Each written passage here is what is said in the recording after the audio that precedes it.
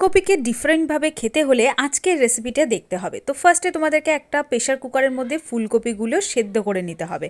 কোনো নুন ফুন কিন্তু কিচ্ছু দেবে না। এবার ফুলকপির শুধুমাত্র ফুলগুলোকে নিয়ে নেবে, আর উপকরণ কিনে নিয়ে আসবে কী কী, ঘি, কাজু, একটা 10 টাকার গুঁড়ো দুধ আর একটু চিনি। এবার কড়াইতে একটু ঘি দিয়ে ফুলকপিগুলো একটু কালার চেঞ্জ হওয়া অবধি ভালো করে তোমাদেরকে ভেজে নিতে হবে। লো ফ্লেমে ভাজলে বেটার হয়।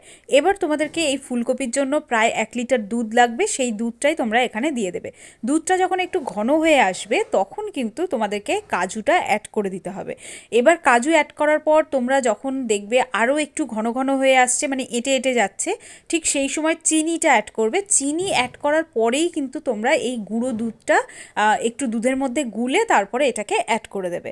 বাস রেডি হয়ে গেল। নামানোর আগে একটুখানি ঘি ওপর থেকে ছড়িয়ে দেবে, দিলে তোমাদেরকে রেডি হয়ে গেল একদম ফুলকপির পায়েস। বাড়িতে তৈরি করে জানিও কেমন লাগলো।